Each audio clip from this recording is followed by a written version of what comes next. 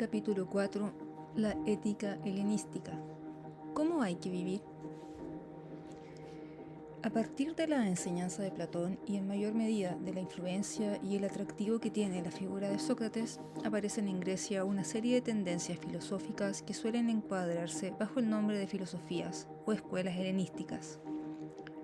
Las crean personajes que, de un modo u otro, se desmarcan del modelo sistemático y académico llevado a cabo por Platón y Aristóteles y eligen otras formas de hacer filosofía. Aunque la mayoría de ellos no dejan de tener un pensamiento específico sobre la física, la lógica y demás ramas de la filosofía, el objetivo al que se dirigen es proponer una especial manera de vivir y de buscar la felicidad. Es por ello que la mayoría de tales escuelas, los escépticos son una excepción, no se limitan a ofrecer una teoría específica sobre el mundo o sobre el conocimiento sin más, sino que lo hace en la medida en que la teoría sirve de base a la propuesta de una forma de vida, o sea, de una ética. En el siglo IV a.C., que es cuando el helenismo toma cuerpo, la democracia ateniense se está desmoronando. La ciudad-estado en la que se fundaba la invención de la democracia está cediendo ante el surgimiento de estados de dimensiones mayores, en los cuales se establecerá cierta distancia entre el gobernante y el gobernado, y que no tiene nada que ver con la comunidad de intereses que existía en el núcleo de la polis. Empieza a palparse la antítesis entre el individuo y el Estado, que será uno de los problemas a los que debe enfrentarse la reflexión moral y política. Cuando la discusión y el desaliento y la felicidad pasa por un asunto privado, empieza a palparse la antítesis entre el individuo y el Estado, que será uno de los problemas a los que debe enfrentarse la reflexión moral y política. Cunden la desilusión y el desaliento y la felicidad pasa a ser un asunto privado. Ya no se piensa en las virtudes propicias para una vida justa en común. Por lo contrario, asoma un individualismo que se convertirá en la señal característica del pensamiento occidental hasta hoy. De ahí que uno de los rasgos más notables de las éticas helenistas sea la desvinculación de la vida política, un alejamiento que en algunos casos significa puro desprecio por el poder político y lo que representa, a favor de una propuesta de vida que puede ir desde la indiferencia e incluso el desdén por lo público, hasta la oposición a cualquier forma de convención o normatividad. Los cínicos son el mejor ejemplo de tal actitud. En otros casos, como el de los epicúreos o los estoicos, la separación es más proclamada que vivida, pues se trata de filósofos que, de hecho, viven cerca de la política e incluso participan activamente de ella. Aún así, el contexto en el que se concibe asimismo el ser humano ya no es la comunidad política ejemplificada en la ciudad-estado, sino la comunidad de los humanos. Los filósofos helenistas son los primeros cosmopolitas. Por lo que hace el contenido ético de sus doctrinas, no hay variación en cuanto al cometido fundamental de la ética, que es la vida feliz. Uno de los problemas a resolver seguirá siendo en consecuencia el mismo que ya lo fue para los sofistas, Sócrates y Aristóteles. ¿Cómo hacer compatible la felicidad con la virtud o la vida buena? Es una cuestión que se ha visto persistentemente en algunos de los diálogos platónicos, donde a duras penas se encuentran argumentos que refutan el hecho de que el más feliz es el tirano, pese a que es quien comete mayores injusticias.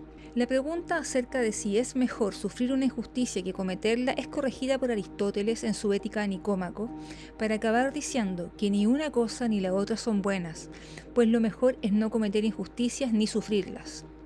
El mismo Aristóteles dedica varias páginas de sus Éticas a combatir las teorías hedonistas que identifican, a su juicio, demasiado alegremente, la felicidad con el placer, dando a entender que todo placer es bueno. A pesar de ello, Aristóteles se resiste a borrar el placer del discurso sobre las virtudes. Resuelve el problema afirmando que el virtuoso siente placer siendo como es. Una salida no demasiado distinta de la que ofrecen los epicúreos e incluso los cínicos. Un último aspecto común a las escuelas o corrientes helenísticas es la afirmación de la independencia del sabio, de la autosuficiencia como forma de ser y a la vez buena persona. Un último aspecto común a las escuelas o corrientes helenistas es la afirmación de la independencia del sabio, de la autosuficiencia como manera de ser feliz y a la vez buena persona. Cada una de las filosofías propondrá modelos de vida distintos, pero las razones para hacerlo convergen en una sola que no es distinta de la razón que origina el pensamiento ético griego. El objetivo del individuo es ser feliz oponiéndose a un mundo que parece empeñado en encontrar la felicidad de la manera inadecuada. Cirenaicos y cínicos. Aristipo de Cirene, 435 a.C., 356 a.C., da nombre al grupo de filósofos denominados cirenaicos. Fue discípulo de Sócrates, pero a diferencia de este, recibía un estipendio por sus enseñanzas, lo que le mereció la reprobación de su maestro y de Platón. Se enorgullecía de su independencia y libertad. Al preguntarle a alguien qué había obtenido de la filosofía, contestó tajante: el poder conversar con todos sin miedo. Tanto de Aristipo como de sus coetáneos no quedan sino fragmentos de sus escritos, recogidos la mayoría de ellos en las vidas de los filósofos más ilustres de Diógenes Laercio. A propósito de la doctrina de Aristipo, dice Laercio que en el centro situaba el placer y el dolor, ya que todos los animales apetecen el primero y rechazan el segundo. La vida feliz no es otra cosa que un agregado de placeres particulares. Por eso el placer o el deleite debe ser tenido por último fin. Nada es apetecible por sí mismo, riquezas, honores, sino por el deleite que procura. Platón se refiere a las teorías del placer de los cirenaicos en el Filebo, para refutarla, poniendo de manifiesto que la vida de placer es viciosa si no va acompañada de sabiduría. Entre las cosas buenas se encuentra el placer, ciertamente, pero en último lugar de la jerarquía, después de la medida, la belleza, la inteligencia y la verdad. Belleza, medida, inteligencia y verdad. Para que se entienda mejor, Platón rubrica su tesis jugando con las sílabas finales de los cirenaicos, Aristipo y Espeusipo. Recordemos que en griego, hipoi significa caballo. Y para refutarlo, sentencia, 2 puntos. Aun cuando todos los bueyes y los caballos del mundo digan lo contrario, el placer está en el 5º lugar de los valores. Los rompedores con lo establecido y también más cercanos a experiencias contraculturales propias de algunas manifestaciones actuales son los cínicos que, a pesar de considerarse a sí mismos mentores de una cierta forma de moralidad, han acabado dando nombre a un adjetivo, cínico, contrario a toda connotación de ejemplaridad moral. El fundador de esta corriente es Antístenes, 444 a 365 a.C., discípulo y seguidor de Sócrates, a quien admiraba profundamente, desplazándose cada día a Atenas desde el Pireo, donde vivía, para oír al maestro. Decía que lo mejor que podía ocurrir a los hombres era morir felices, y que la felicidad no requería otra cosa que la fortaleza de un Sócrates. Pensaba que era posible adquirir la virtud por uno mismo y que el sabio debe bastarse a sí mismo. Enseñó en un gimnasio llamado Cinosargo, de donde algunos dicen que procede el término cínico, aunque lo más aceptado es que deriva de la palabra kinos, perro, en alusión a la franqueza, desinhibición y desvergüenza de tales animales, actitudes que hicieron suyas los cínicos y muy especialmente el más conocido de todos, Diógenes. A Diógenes de Sinope, 412-324 a.C., se le conoce como Diógenes el Cínico, pues ha venido a ser el prototipo del personaje en cuestión. Diógenes Laercio cuenta que fue hijo de banquero y que tuvo que huir de su tierra por haber falsificado la moneda. De esta forma ponía de manifiesto su desprecio por la riqueza material, así como el rechazo que le producía la sabiduría convencional a favor de un cinismo, que a su juicio era la única forma aceptable de vida. Se formó en tales ideas con Antístenes y luego las puso en práctica de un modo escandaloso, convirtiendo al cinismo en un movimiento radicalmente crítico, o como diríamos hoy, antisistema.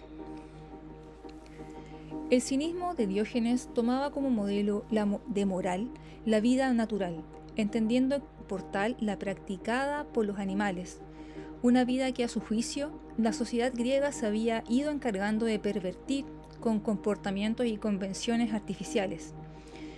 Proponía, en consecuencia, una vuelta a la naturaleza que solo era posible alcanzar a través de una dura disciplina, ascesis, que hiciera del individuo un ser absolutamente libre y autosuficiente. Son muchas las anécdotas que retratan a Diógenes como un anarquista insolente, que no reconoce jerarquías ni leyes, estima a los esclavos y considera que el sabio no es nadie superior, sino un ciudadano más del mundo. Al sabio debería gobernarle no la convención, sino la razón que coincide con la naturaleza, o con lo natural. Es libre el que se comporta de acuerdo con lo que el cuerpo le pide en cada instante sin atender a normas ni códigos de buena educación. Deambulaba con un báculo y un zurrón donde llevaba todas sus pertenencias. Como se le hacía difícil encontrar una habitación donde vivir, optó por refugiarse en una cuba. Laercio le dedica varias páginas en las que se suceden anécdotas y citas profusamente recogidas después de los libros que relatan la vida del cínico por antonomasia. Por ejemplo, al volver Diógenes de los Juegos Olímpicos, alguien le preguntó si había visto mucha gente y contestó: gente, mucha, hombres, pocos. Cuando se le acercó Alejandro y le dijo: pídeme lo que quieras, él le espetó: que no me haga sombra. En otra ocasión en la que Alejandro se le presentó con estas palabras: yo soy Alejandro Magno, aquel gran rey. Él respondió: yo, Diógenes, el can. Y al preguntarle qué hacía para que le llamaran can, dijo: halago a los que dan, ladro a los que no dan, y a los malos los muerdo. Al ver a unos diputados que llevaban preso a un ladrón que había robado una taza, comentó: los ladrones grandes llevan al pequeño.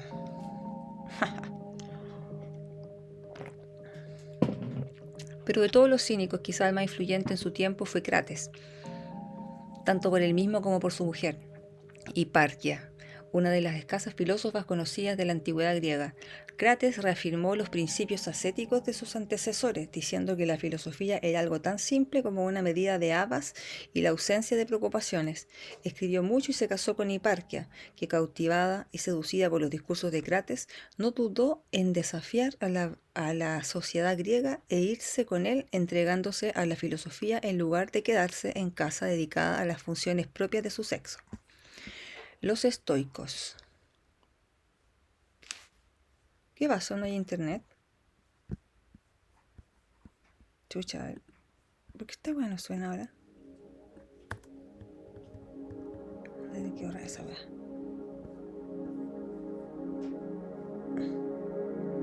Bueno, como estoy con audífonos no escucho nada. Los estoicos.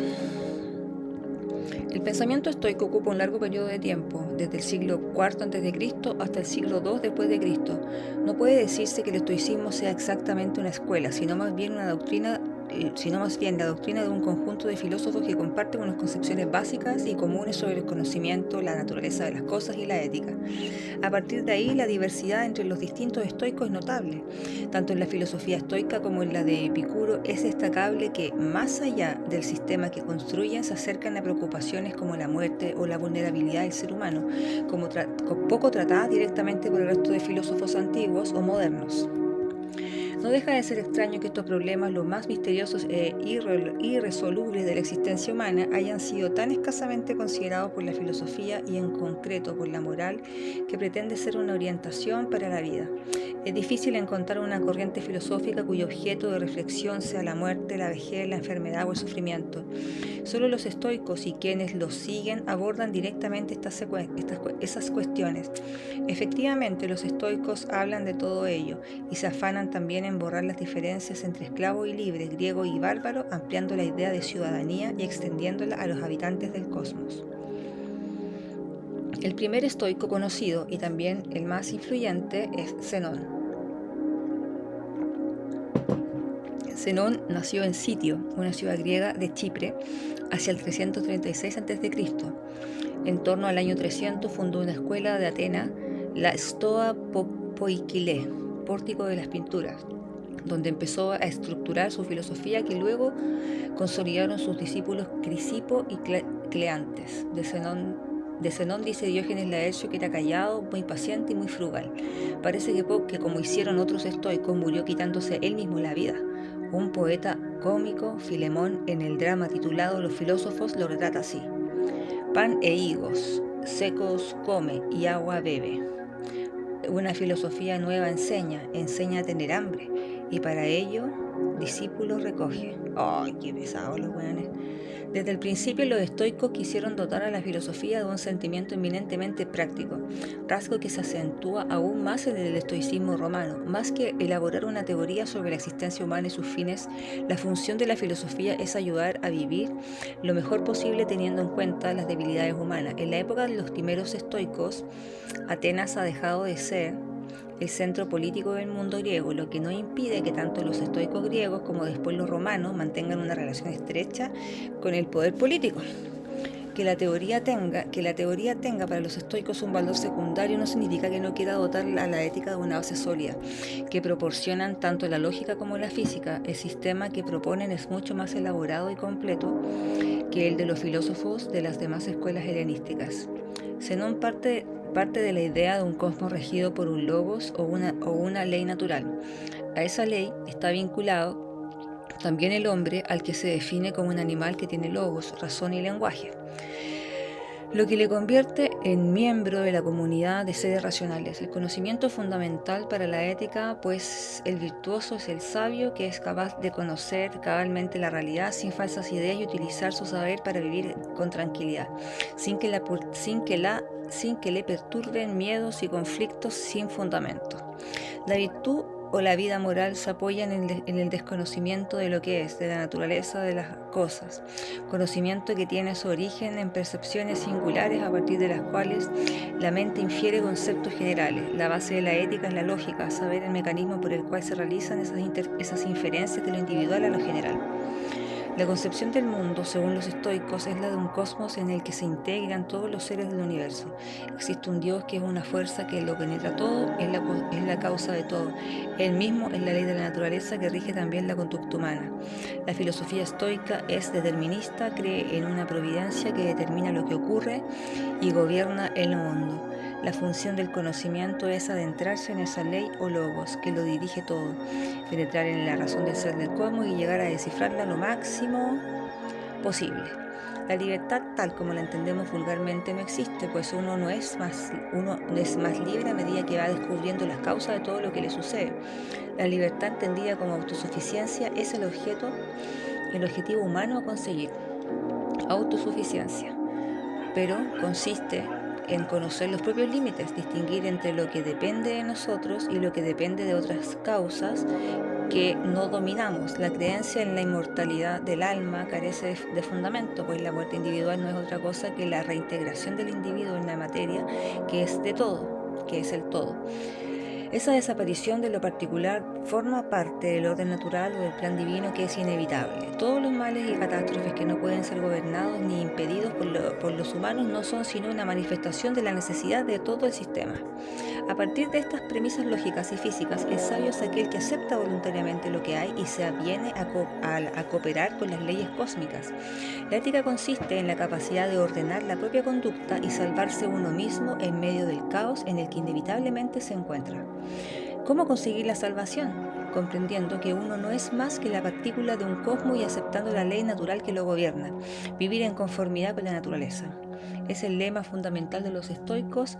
Para poder vivir en consonancia con la naturaleza hay que distinguir primero entre lo que es indiferente, adiaforón, y lo valioso. Esto último es lo que se sigue de la naturaleza y por lo mismo lo razonable, pues es lo único que lleva a la conservación de uno mismo y a la felicidad. Las cosas indiferentes pueden serlo de dos tipos, las que son contrarias a la naturaleza, por ejemplo, querer la inmortalidad, y las que son irrelevantes, salud, riqueza, dolor. Aunque todos los estoicos se refieren a la existencia de cosas indiferentes, no hay unanimidad entre ellos a la hora de precisar cuáles son las cosas irrelevantes. El concepto de virtud se mantiene, pero ya no es exactamente el mismo de Aristóteles. Los estoicos se centran en la virtud de la fortaleza, pues entienden que la virtud es sobre todo la fuerza individual para adecuarse a lo natural y así vivir con tranquilidad y sin perturbaciones de ningún tipo. Dicha fuerza o valor, que es la virtud, consiste sobre todo en liberarse de las pasiones que dominan al individuo. La virtud estoica por excelencia es la apatheia, la ausencia de pasiones, pues las pasiones siempre han sido consideradas como un estorbo para una vida buena, especialmente cuando ésta se rige por la moderación y el ascetismo. Es posible evitar las pasiones porque no son otra cosa que errores del juicio. Zenón define la pasión como una conmoción del alma desviada de la recta razón de la naturaleza, conmoción que impide la libre expansión del alma. Si lo que deviene en una pasión perturbadora como el miedo, la ira, la tristeza, es el juicio vertido sobre cosas, situaciones que en sí mismas deberían sernos indiferentes, el remedio para no dejarnos dominar por las pasiones es impedir que sobrevengan, esto es, no sentirlas, suspender el juicio, no juzgar la realidad, sino limitarse a aceptarla, por decirlo así, sin adjetivarla, sin darle valor ninguno. Lo que busca el estoico es desdoblar la realidad entre lo que sería el hecho bruto, por ejemplo, la muerte del hijo y el sentido que damos al hecho. ¡Qué desgracia! Mi hijo ha muerto. Piensan que la realidad no es ni buena ni mala, es nuestro juicio el que la califica. El mal está en el mal juicio, como expresa la cita de Zenón. La avaricia es un juicio o estimación de que el dinero es bueno. Conocemos la realidad a través de las representaciones que nos hacemos de ella, y la moral ha de consistir en aprender o hacer un buen uso de las representaciones, a saber, utilizarlas de forma que no nos perturben ni nos hagan sufrir. En el dominio o la superación de las pasiones se consigue la autosuficiencia, bastarse a uno mismo y no depender ni de los vaivenes de la realidad ni de la versatilidad de los humanos. En ello radica la máxima felicidad que se puede alcanzar. No obstante, la autosuficiencia no es contraria a la solidaridad o a la orientación hacia la vida social, la cual deriva del carácter comunitario del individuo, del saberse una parte insignificante de una realidad que lo envuelve y que es el todo. De ahí que los estoicos trasciendan el valor de la polis concreta y promuevan un cosmopolitismo que incluye a todos los hombres. Un texto de Cicerón es significativo al respecto. 2 puntos. De todas las cosas buenas, ninguna salta a la vista ni tiene tan amplia acción como la unión de hombres y hombre, consistente en una comunidad y reciprocidad de intereses y amor al género humano, que se extiende primero bajo forma de parentesco de la sangre, luego de parentesco por alianza, luego por amistad y por último al vecino, al conciudadano, al aliado político y a la humanidad entera. Cicerón, 106 al 43 a.C., no era propiamente un estoico, ni tampoco un filósofo, sino un político y un jurista que, sin embargo, contribuyó mucho y muy positivamente a incorporar el lenguaje filosófico al latín. Quiso introducir en Roma una filosofía que rivalizara con el epicureísmo, cuyas doctrinas no compartía porque las consideraba demasiado ateas, y encontró la forma de hacerlo acercándose a los estoicos. Fue sobre todo un gran divulgador de la filosofía griega. Un estoico que influyó directamente en Cicerón fue Panecio, 185 al 110 a.C., que perteneció a la llamada Stoa Media. En su caso, la necesidad de comprometerse más con la vida real lo llevó a abandonar la lógica como algo innecesario para fundamentar la ética. Panecio distinguió dos naturalezas en el ser humano, una común a todos y otra propia de cada individuo. De esta forma quiso explicar la coexistencia de unos deberes morales comunes a todos y otros particulares de cada individuo. La coexistencia de ambos deberes daba cuenta, a su vez, de una ética personal y una ética social, y pretendía superar el conflicto persistente entre el compromiso con la sociedad y los intereses personales.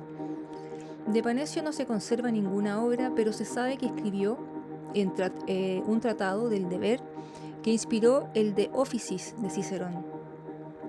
Asimismo, este se vio impelido por las enseñanzas de Panecio a entrar en la cuestión de la legitimidad de la guerra, la llamada guerra justa y el derecho de gentes. Con el Imperio Romano florece el estoicismo medio, que cuenta con representantes variados e ilustres.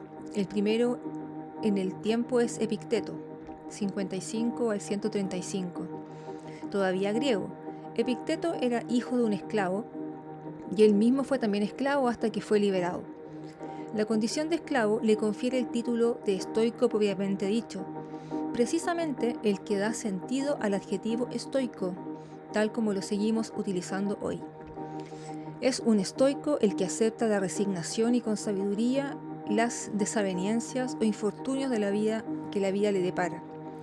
A juicio de Epicteto, es absurdo oponerse a la propia condición, sea la que sea, pues es consecuencia de la ley natural.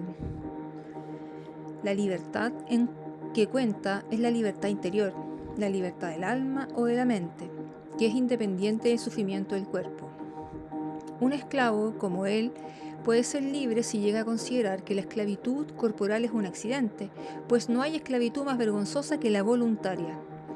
Aguanta y abstente es la consigna que debe seguir el sabio. Epicteto enfatiza hasta lo imposible la idea de que lo importante es dominar el pensamiento. 2 puntos. Cuando abrazas a tu hijo y a tu mujer, piensa que lo que abrazas es humano, entonces su muerte no te perturbará. Estoicos más célebres por su vinculación política fueron el emperador Marco Aurelio, 121-180, y Séneca, del 4 al 65 después de Cristo, o no, antes de Cristo, no sé. Bueno, sale menos 65. Ambos recogen y desarrollan la doctrina de Epicteto sobre el sentido de la libertad y se apoyan en la creencia en la dignidad de la persona. Así escribe Séneca. 2 puntos.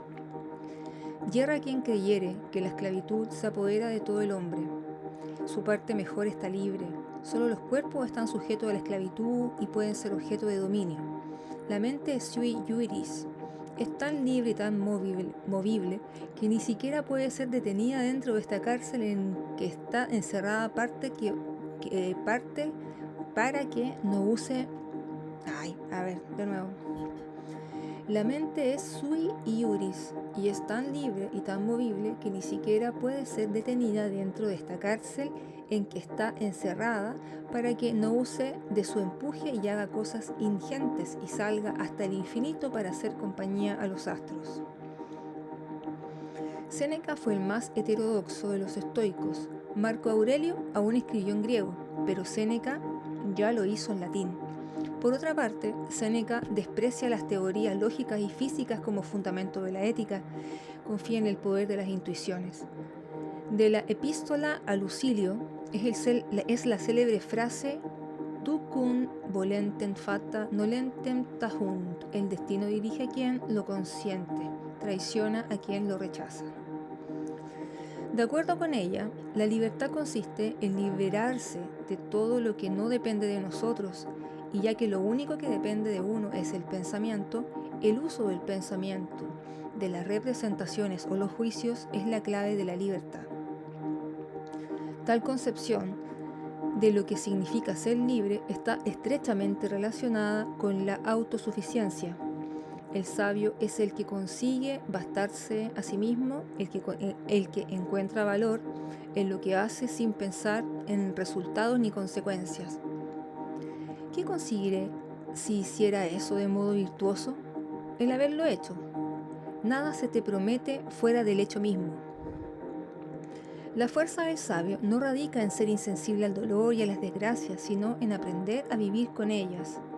No sentir la propia desgracia es impropio del hombre, no soportarla es impropio del varón. Parecido en este fragmento de Marco Aurelio, 2 puntos. Si alguna cosa exterior te contrista, no es ella la que te contrista, sino el juicio que te formas acerca de ella misma. Pero en tu mano tienes el abolir ese juicio al instante. O esta otra frase de Séneca, 2 puntos. Si quieres que te diga la verdad, no creo que exista para el hombre otra calamidad que la de pensar que existe en el mundo alguna cosa que sea para él una calamidad. La dignidad humana, valor fundamental para el estoicismo, se traduce en la capacidad del individuo para dirigir su conducta a pesar de las adversidades y los contratiempos. Una capacidad que no es privativa de nadie, ya que la dignidad iguala a todos los hombres. Como corolario de la actitud de Epicteto, es elocuente este fragmento de Séneca. 2 puntos.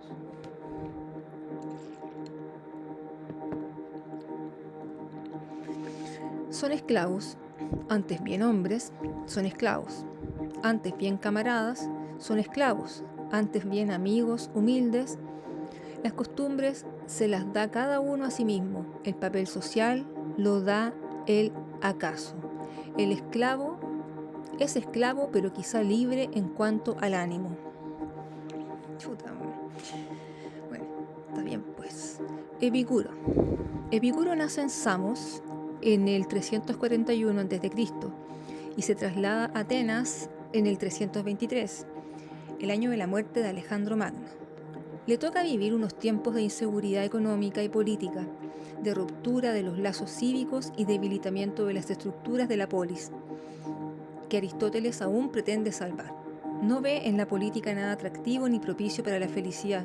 Su propuesta va dirigida al individuo y consistirá en una ética del placer, entendido con diversos matices y en un desprecio de la vida pública, como se desprende del lema que sintetiza su enseñanza. 2 puntos. Vive en lo oculto. Ya, así nomás. A diferencia del cínico que busca la provocación y exhibe su extravagancia, el epicúreo predica la moderación y la tranquilidad. 2 puntos. No me preocupo de agradar a la masa, pues lo que le gusta yo lo ignoro y lo que yo sé sobrepasa su entendimiento. De la escuela de un tal Nausífanes toma la idea de la importancia de la acataplexia, la inalterabilidad, para ser feliz.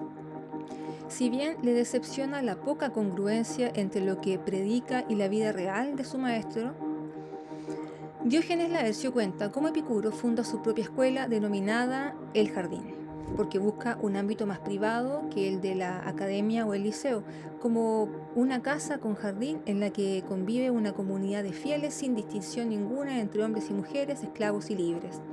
Parece que Epicuro escribió mucho. Laercio menciona 41 títulos y reproduce 3 cartas, que constituyen su cuerpo doctrinal más importante. Destaca en especial, para los propósitos de la ética, la carta a Meneceo.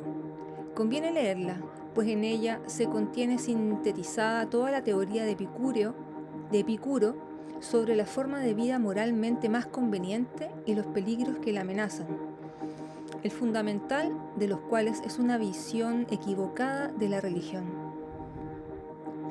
Para entenderla bien, sin embargo, es preciso conocer algo sobre la concepción del conocimiento y de la física de su autor, así como sus puntos de vista sobre la religión. En general, el pensamiento de Epicuro, como dejó claro Carlos García Gual, puede calificarse como un pensamiento utilitario. Si algo le interesa es en la medida en que es útil para vivir bien. Le interesa la dialéctica porque es útil para la física y esta en cuanto es útil para la ética. Las matemáticas, que son pura abstracción y carecen de relación con la conducta, son sencillamente inútiles. Por lo que hace al conocimiento, el criterio de verdad reside en la percepción sensible, que siempre es verdadera. Las imágenes que penetran en los órganos de los sentidos no pueden ser falsas.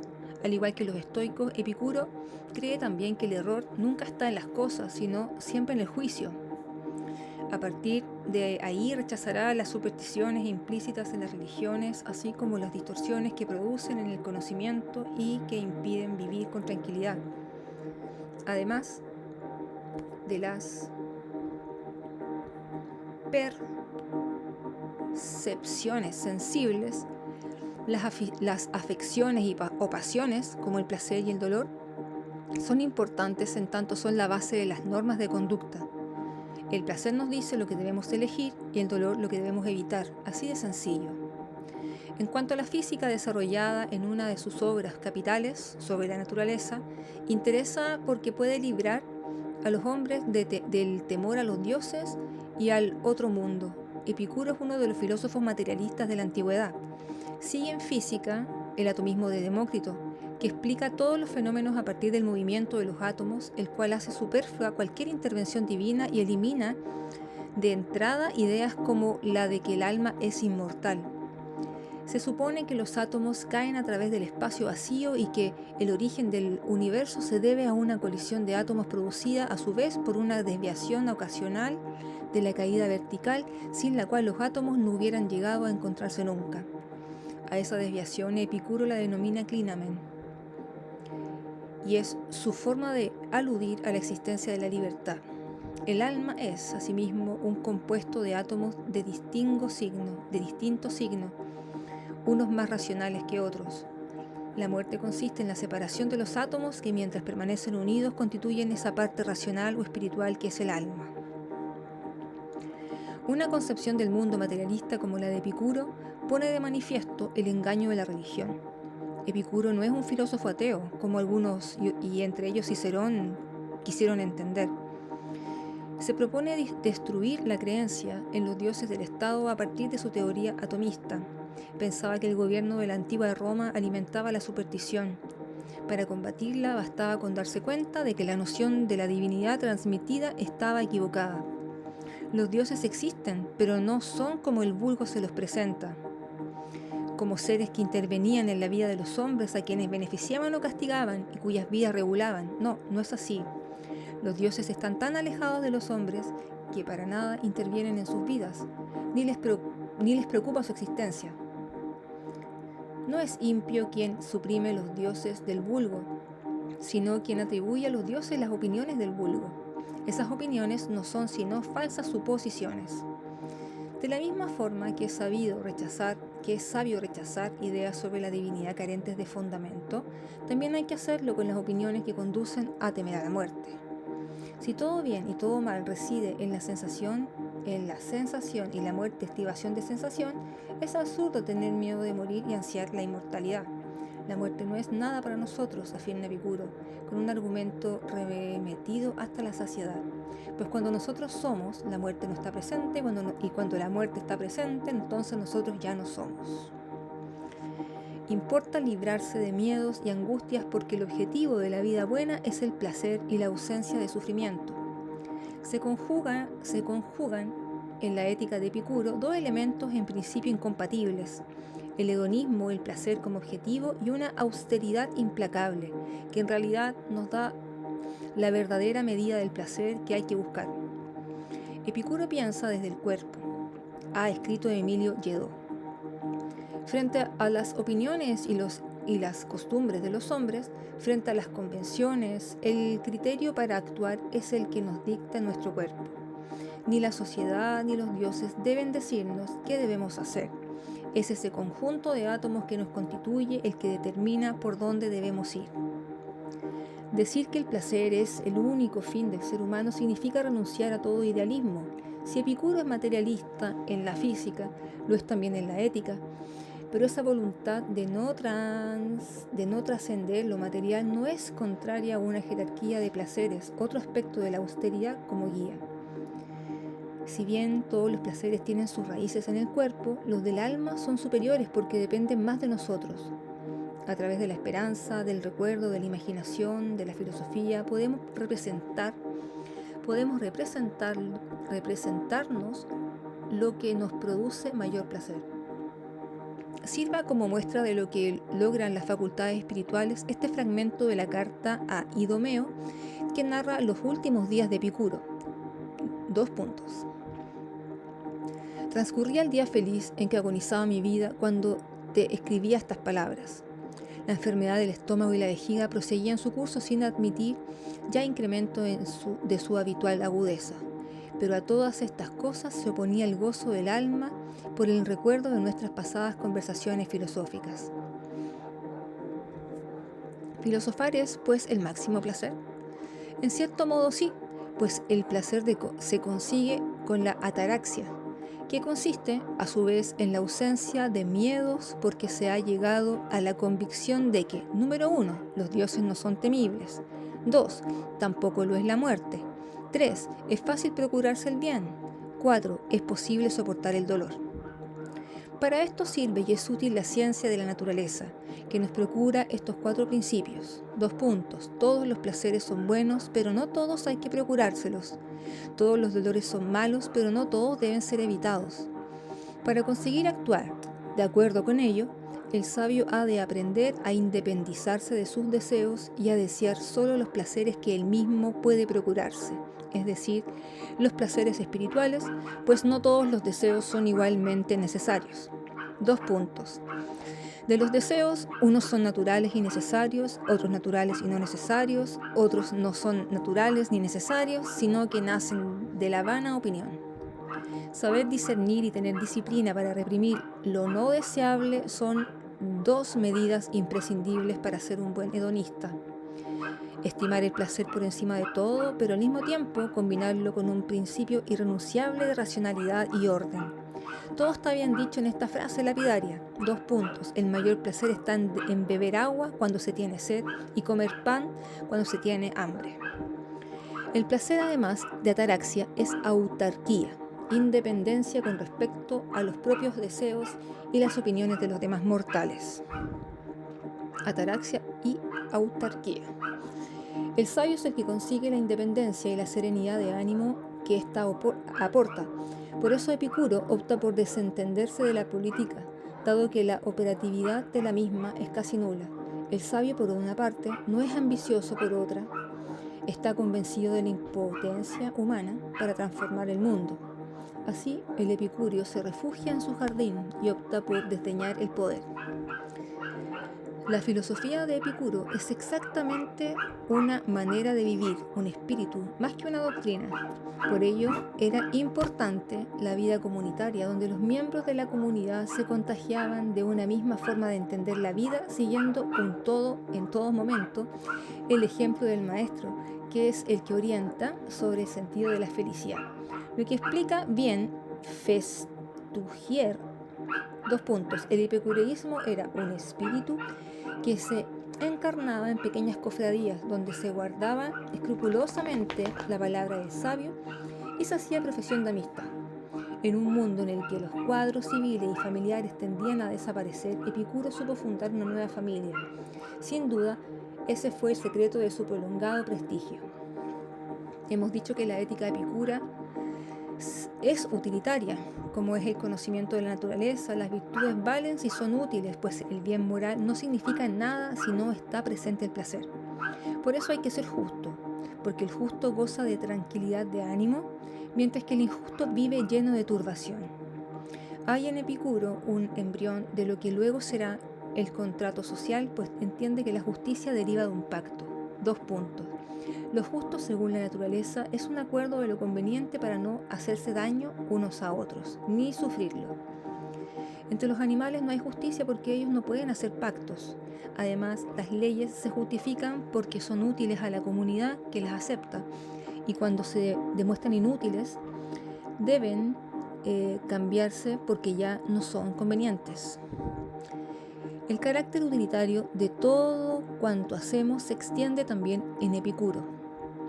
A su concepción de la amistad, un valor importantísimo para los griegos que no entienden el individuo al individuo, sino en un contexto comunitario que lo cobija, sea lo familiar, la tribu o la ciudad.